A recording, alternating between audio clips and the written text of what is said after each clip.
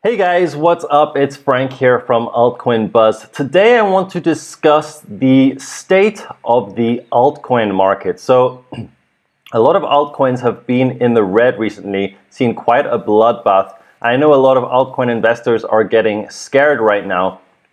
So I'm going to have a look at a range of factors which could influence the altcoin market and have a look at the state at which it's in right now, including, of course, having a look at Bitcoin dominance, the Ethereum chart, some of the bigger caps like Polkadot, Chainlink, and Binance, and see where we might be headed next based on that information. I'm also going to tell you guys about some of my embarrassingly large positions in altcoins, in low caps specifically. We're going to go over some fundamentals for why the crypto space is ripe for a massive bull run.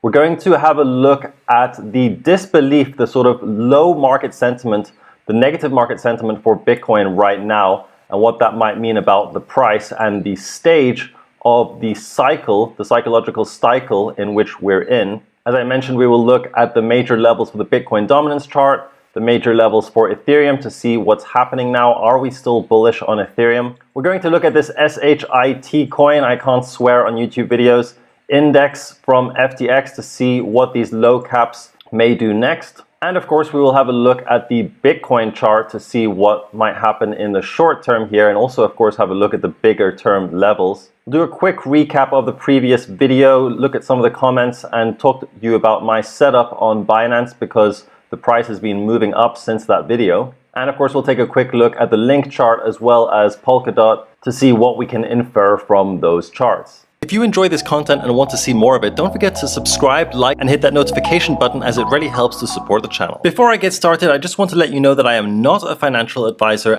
and that trading and investing presents financial risks. Alright guys, so getting started, I would post my portfolio here, but I have embarrassingly large amounts of altcoins, including low caps.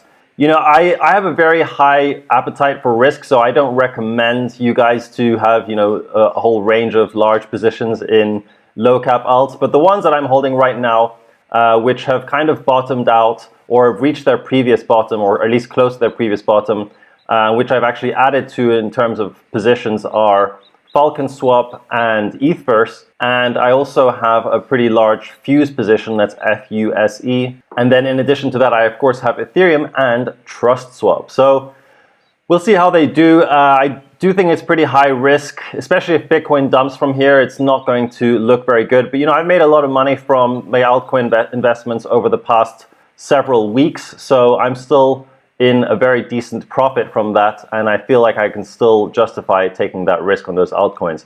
But in any case, guys, let's now have a look at a major reason for why Bitcoin, and of course that means the whole crypto market, is likely to have a massive pump. As you can see here, this tweet by Dan Tapiero, I actually retweeted it, twin deficits versus gold to S&P 500 ratio. So the deficits obviously refers to the money which is being borrowed by the government.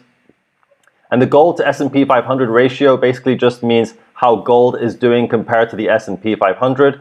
And as you can see, the gold and S&P 500 is the white line, and it's been pretty similarly correlated to the deficits, to the money which is being borrowed by the government, except that now the money borrowed by the government has skyrocketed, but this gold to S&P 500 ratio is still pretty much at the same level. So I think it's, and this of course goes back to 1994, 25 years of data. So I think it's very reasonable to assume that gold will pump, and then of course, as Dan Tapiero mentions, Bitcoin is in the same boat as gold when it comes to scarce assets, all right? That's why crypto is so valuable, because it's provably scarce. In any case, let's have a look at the overall market. So people are talking about how altcoins have been bleeding, and certainly a lot of the altcoins have been bleeding. But if we look at the last 7 days, a lot of them have been actually doing pretty well. I mean, look, we have a lot of double-digit numbers here. Everything above 30%, you know, the sort of almost 10 of these coins are in 30% gain over the last 7 days. And as you scroll down, you can actually see that most altcoins over the past 7 days are in gain. That being said, over the past 2 weeks, you'll probably see that most of these numbers are in fact in red. That being said, over the past week, Bitcoin and Ethereum have been doing exactly as well as each other, 8.5% for both of them. And we still have some big movers like Polkadot with 18.7, Binance 21, crypto 13.7. So I don't think it's fair to say that the altcoin market has crashed that hard yet. In fact, Bitcoin dominance is at 57.3%. But of course, guys, if you have large positions in a few alts which have done very badly, similar to how I have, then it's understandable if you have seen a big drop in your portfolio. But the bigger picture is still looking good for altcoins, and certainly for the Bitcoin market in general. So let's take a quick look at Polkadot. Of course, Polkadot has only been around for a very short time. Price currently at $5.08. We started at about $3 here, had about 130% run up to $6.5 pretty much. It's only natural that we see a small retracement. We've only seen 25% retracement from the all-time highs. So really nothing to be too concerned about. I certainly own some Polkadot. Despite being an Ethereum bull, I think that they can coexist. And I think Polkadot has some very interesting technology and use cases moving forward. So I have a Polkadot position. Chainlink is actually one I don't have yet, but I've been wanting to get into. We'll have a look at the chart in a bit. Chainlink is a bit more volatile. I think in terms of fundamentals, it's still very interesting. But we'll have a look at the chart. In fact, we can do that right now. So you can see that we had this massive run up here. And the fact of the matter is that when you see these big run-ups, like look, basically from $8.3 all the way to $20, this 140% move up, we didn't have any support on the way up. So, that means that when you start coming down, it's hard to find that support. And that's one of the reasons why we've had such a big dump. That being said, we are very close to now what should be or is likely to be a major support. We had a resistance previously at the $9 level. We've now found support at it again. So time will tell what will happen here. Certainly if it gets back down to the $9 level, I will be interested in looking to add a position. But right now, even if you go down to the daily, there's no really strong signs of recovery. We had a potential double bottom here, but that's really what it is. It's just a potential double bottom. We'd have no signs of recovering just yet. We're below the 21 EMA. Still, Chainlink is exciting from a long-term perspective. You can see it's been in a bull market ever since February 2019. So it is an exciting coin to think about getting into at some point. Now, in terms of sentiment for Bitcoin, according to Sentiment here, as Bitcoin has crossed above $11,000 for the first time since September 3rd, the sentiment of Bitcoin on Twitter is surprisingly at an all-time low, according to our weighted calculation that takes into account the overall volume of Bitcoin mentions versus the ratio of positive versus negative commentary on the platform. So this is somewhat concerning. However, Crypto Burb here, who retweeted this, says that Bitcoin is in disbelief. So what he's referring to here is the psychological market cycle. As you can see here, this is the disbelief stage. This is just before we get onto a major rally where people are like, oh, this is a sucker's rally. They're still negative about the market. They don't believe that it's going to pump up. And I tend to believe this as well. I think it's very likely that, we see any sort of downward movement and people who have been here for a couple of years are like, okay, I've seen this before, and they're still bearish. But really now is a very exciting time to be getting into this market in a big way. That's why I'm like very heavily invested in cryptocurrency. And the only thing which is concerning is that, we might still break 10K, we might go to 9K, but even then, we're still in very bullish territory. Now, Bitcoin dominance, of course, is one of the most important charts to look at when you're considering how the altcoin market is doing. And I mentioned in a video a few weeks ago how this level, this 62 level for Bitcoin dominance was very important because we had a previous high, we had a low, and then I said if we break below this, it's not going to look good for Bitcoin. And when I mean break below it, I mean close below it. So, we closed below it, and we have seen several weeks of bearish action for Bitcoin dominance. In other words, altcoins have been doing very well over this period. In fact, altcoins have been doing very well over the past 17 weeks. So that's basically 4 months or so of altcoins doing very well. Now, of course, we have reached a support for Bitcoin. You see we had previous resistance here, previous support, and now we're finding support again. Technical analysis can really be very beautiful. Sometimes things align very well, and it's not surprising that Bitcoin over the past several days at least has been gaining traction over here. And I wouldn't be surprised if we see another move up. Maybe we get to previous resistance. We're kind of in a no man's zone over here, but certainly we're closer to support than we are to resistance. So I wouldn't be surprised again if Bitcoin gains some dominance over the coming days, maybe even a week or two. Now, in terms of Ethereum, again, we've brought this chart up before, and I've told you guys how this is the most major, the most critical zone, this level over here. It's really a zone because it's very hard to pinpoint an exact level. Like, it's tempting to use this level over here at the sort of $370 area, which is pretty much exactly where the price is at right now, because this does mark the previous high, the most recent high. But really the important thing to look at for me is this zone. This zone, we have a top marked by a high over here in August 2017. Top is also marked by the low of these candles in recent weeks. And the bottom of this zone is marked by the top of these candle closes back in 2017 in August. It's marked by the highs of these candles in October 2017. And it's marked by the low of these candle closes just last week. So this is the zone which is very important to break.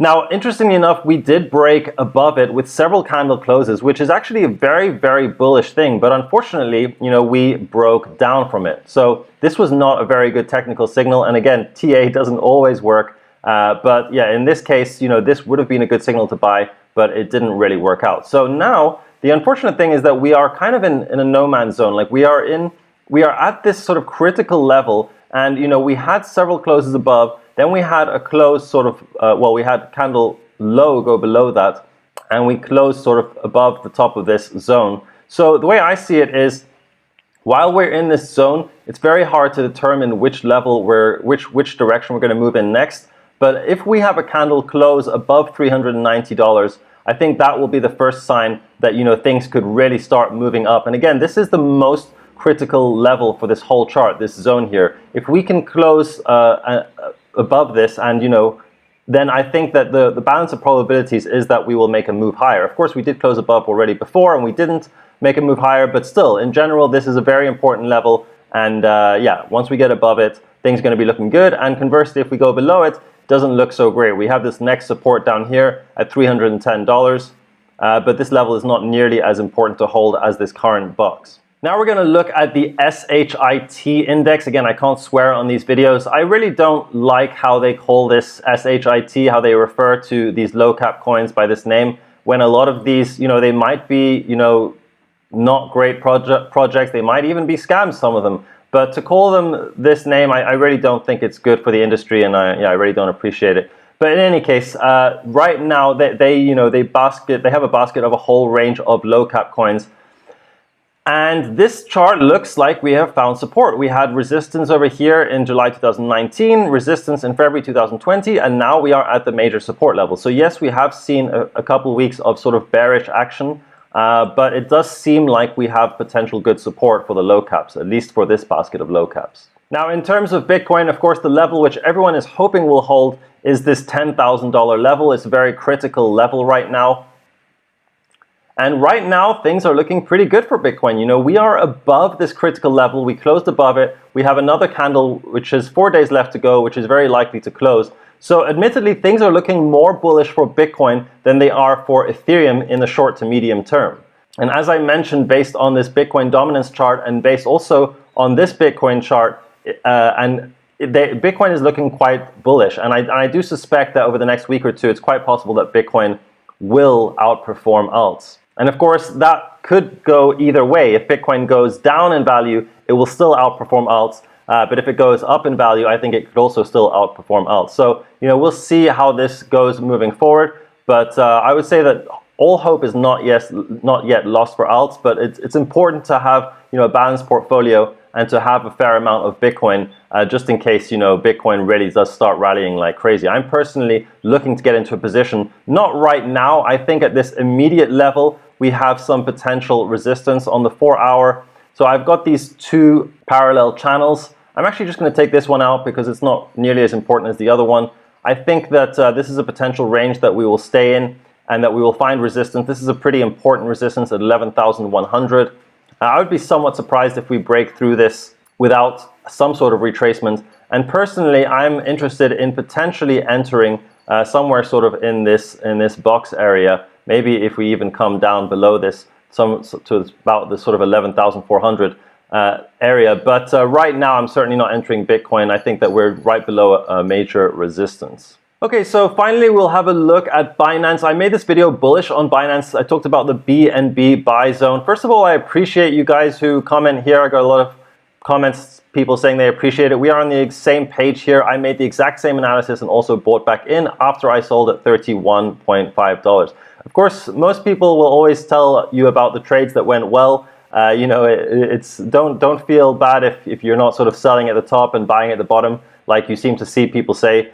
This is obviously a bias. People are not going to tell you when they're not doing well. In any case, Isaac Wick here, great stuff. Thanks for the overall perspective. I learn something from you every day, so that's awesome, man. It's great. I'm great to hear that. And yeah, I really appreciate it when you guys you know, leave positive comments and also negative ones. I mean, if you have something critical to say, which I can learn from, then that's awesome too. So yeah, let's now have a look at the Binance chart and how that went. So we are now on the 1 hour time frame. Let's go to the 1 day time frame. So I was saying how this is a very important zone, sort of between the $25 level and the $24 level approximately. You can check the video to see the exact buy zone. Now, unfortunately, I didn't get any of my orders filled because we started bouncing up like crazy ever since I made that video. Pretty much when I made that video, the price was at the bottom here, and we have already made a 10% move up. Now, I've personally gotten into a small position here, a much smaller position than I had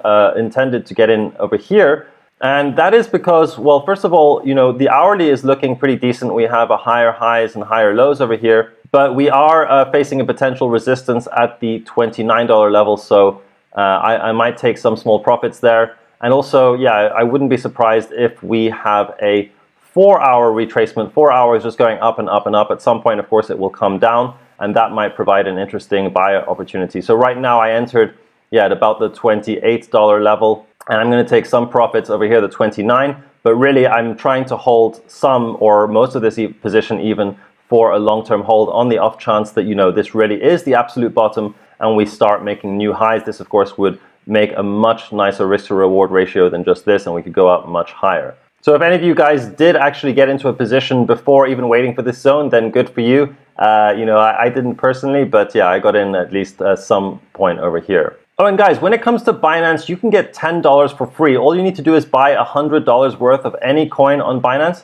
and you get $10 for free using our link down in the description. In fact, it's in the comments section as well. So be sure to check that out. And of course, crypto and Bitcoin Visa debit card, get $50 for free on us just by signing up using our link and using the code over here. So guys, that's been it from me for today. Don't forget to like the video and leave a comment down below. It helps to support the channel. And let me know down in the comments which altcoins you've been buying or what you think of the overall market. Are you waiting for another dip? Do you have a lot of cash on the side? Are you fully invested like me? Let me know down in the comments below. All right, guys, have a good one and see you in the next one.